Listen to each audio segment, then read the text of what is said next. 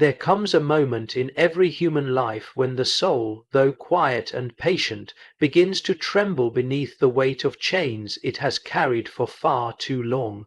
These chains are often invisible to the eye, yet heavy to the heart, woven from patterns that are not truly ours, shaped by voices of expectation, obligation, and fear.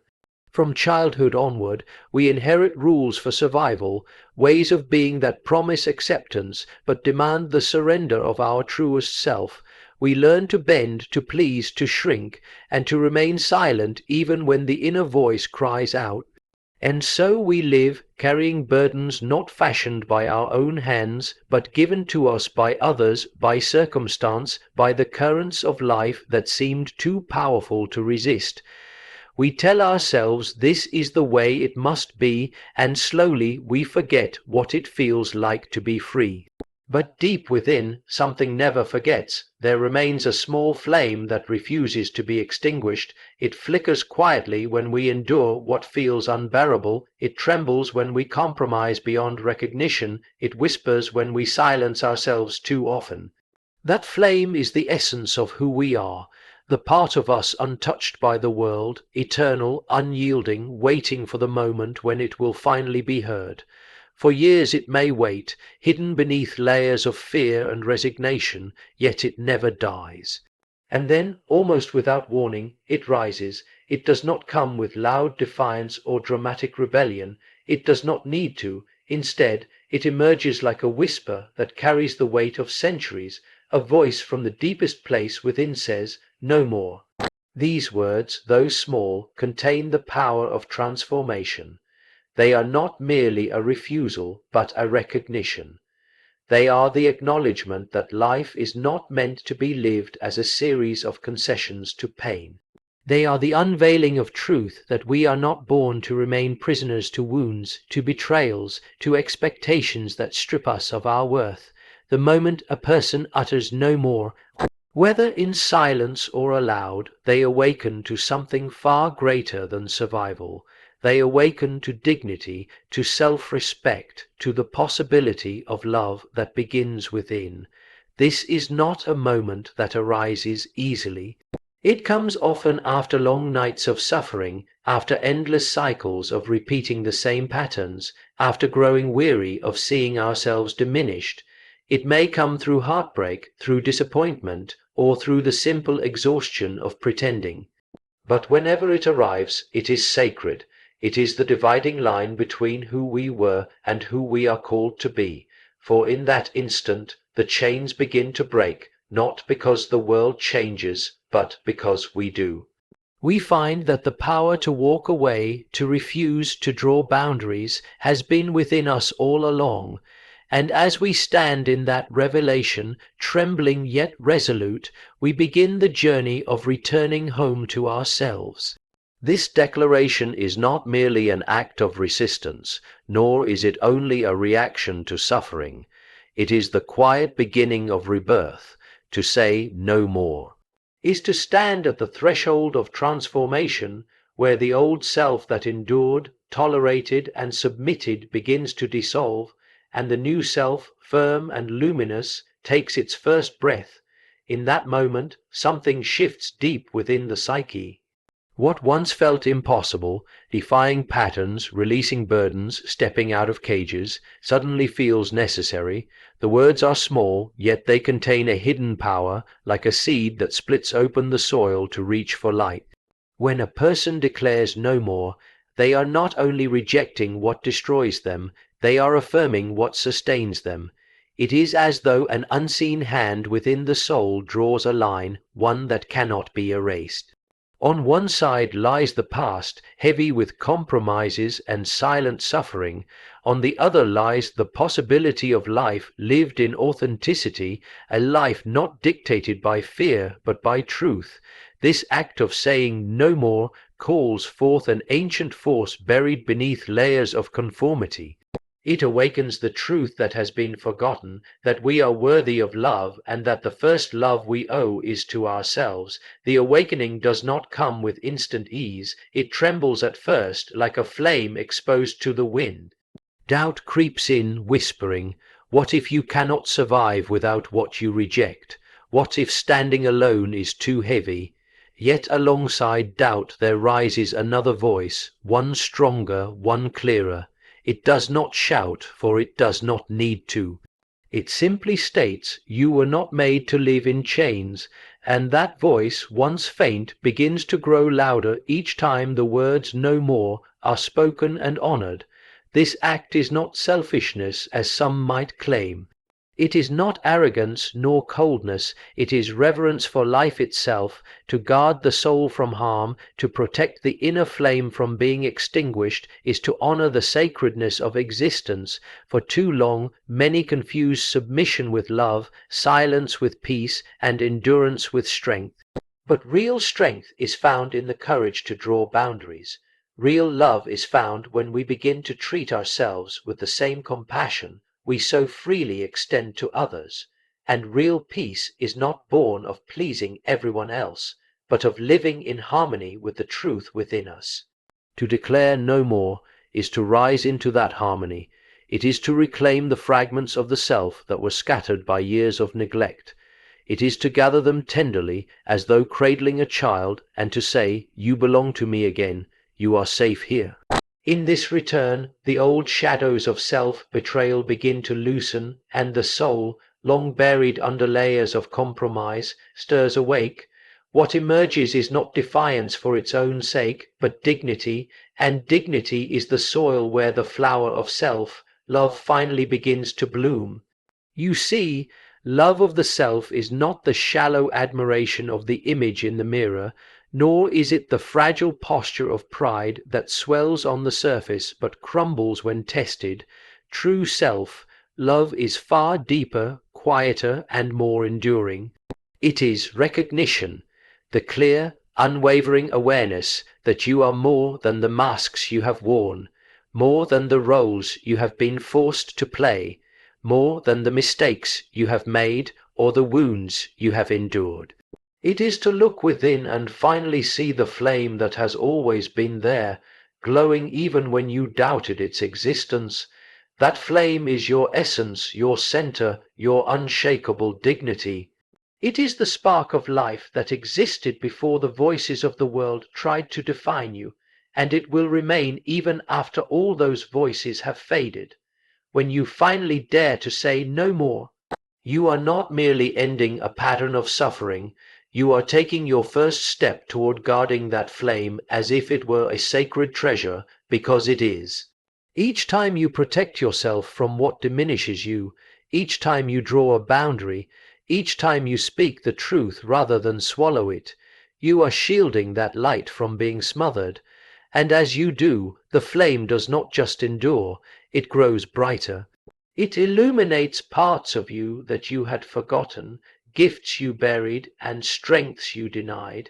It reveals the truth that self-love is not indulgence, but survival, and more than survival. It is the foundation upon which a meaningful life is built. Many misunderstand this. They think love of the self is selfishness, as if to care for your soul is to neglect others. But selfishness springs from emptiness, from hunger, from trying to grasp what was never yours. Self-love, by contrast, springs from fullness. It is the recognition that you have something worth guarding, something worth honoring. And from that fullness, love flows outward more freely, more purely, because it is no longer a desperate attempt to earn worth. It is the natural overflow of knowing you already have it. To love yourself is also to embrace what is imperfect, to hold your wounds with compassion instead of shame. It is to look at the scars life has carved into you and to no longer see only loss, but proof of endurance. Every scar is a story, every fracture a reminder that you did not break completely. In this light, even pain becomes a teacher, guiding you toward wholeness. And wholeness does not mean perfection. It means nothing is denied, nothing is abandoned. The flame of self-love burns brighter when you can say, even here in my weakness, I am worthy. So when you guard your inner flame, when you choose yourself without apology, you are not turning against the world. You are standing in it as one who finally remembers their value. You refuse to let the world extinguish what is eternal within you.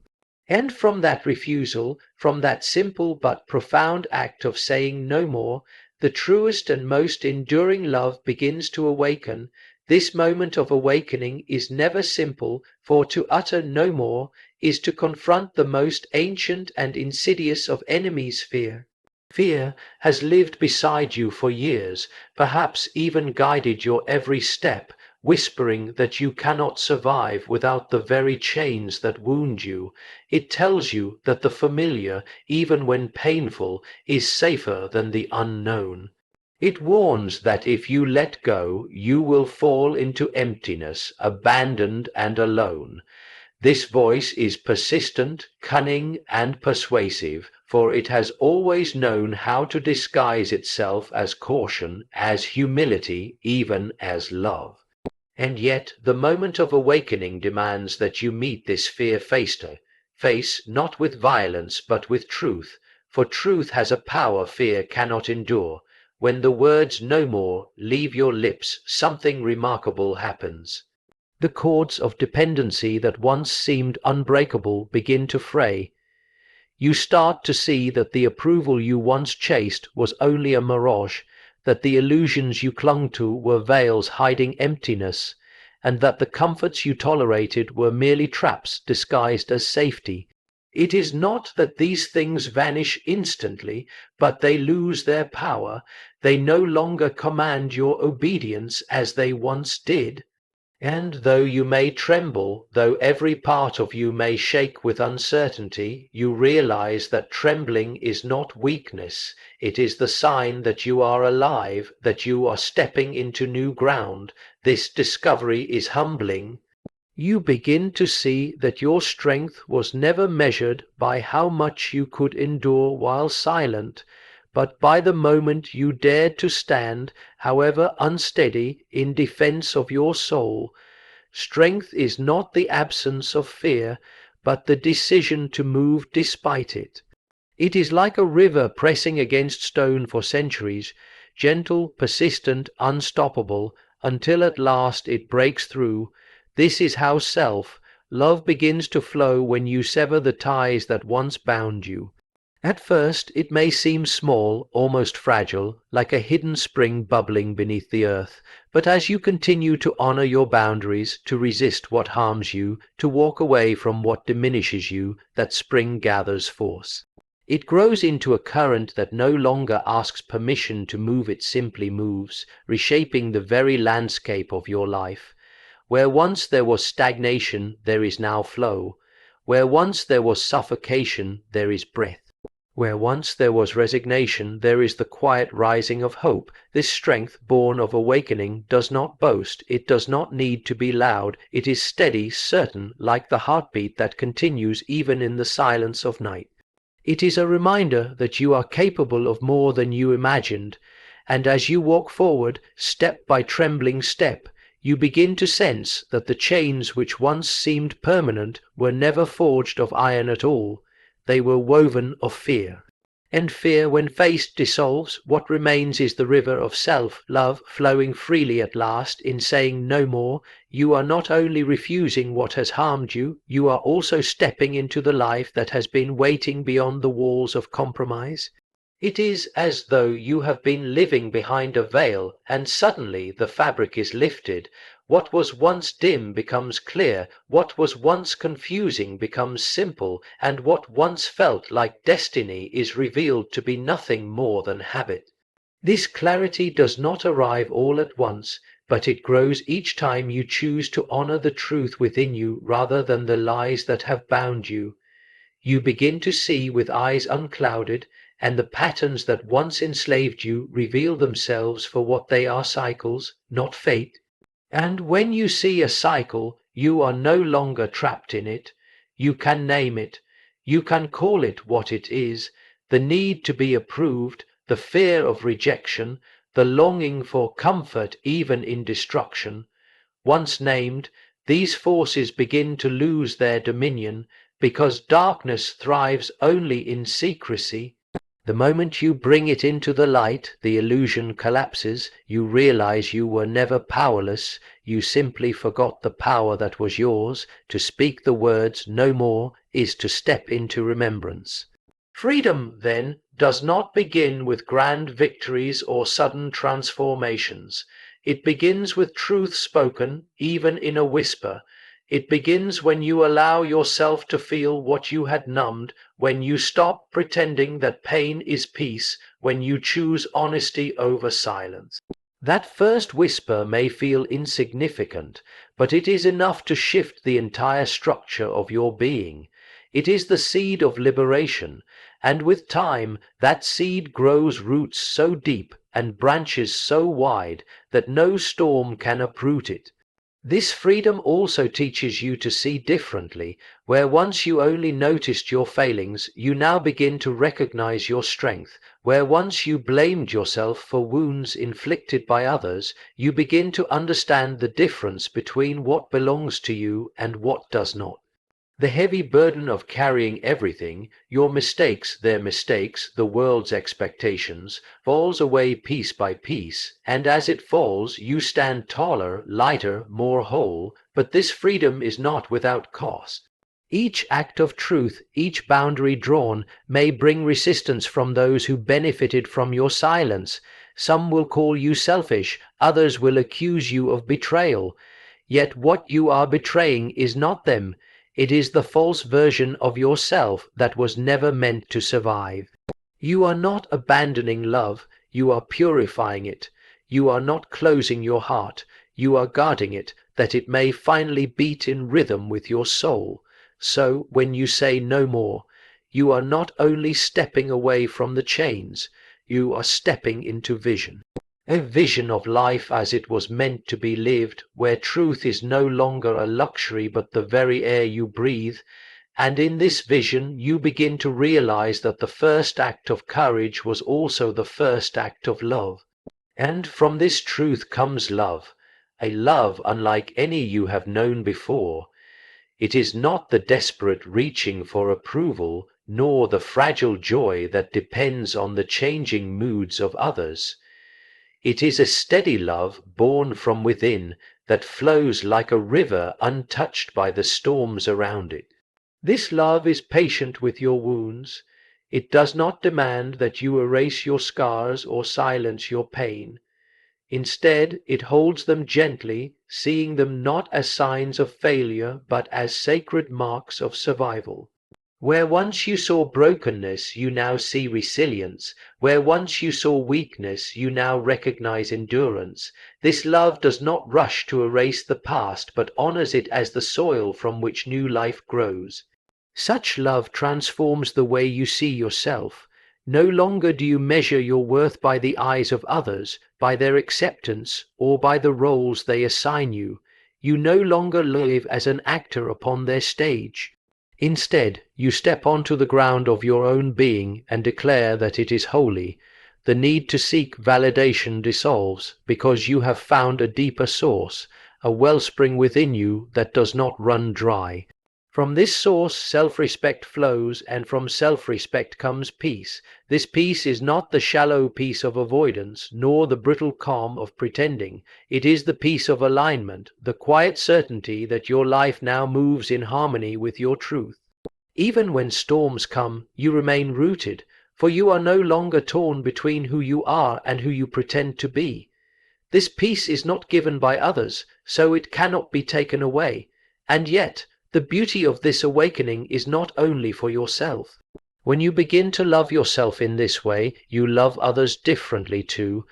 No longer chained by need or fear, you can offer love freely, without manipulation, without the hidden price of approval seeking.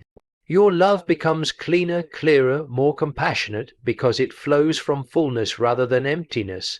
By saying "no more" to what diminishes you, you say yes to a love that is wide enough to hold both yourself and others with gentleness. To those who stand at the edge of this decision, trembling, unsure, I say this: you are not ending something, you are beginning something. You are not walking away from your life, you are walking into it for the very first time. You are not losing yourself, You are returning to yourself.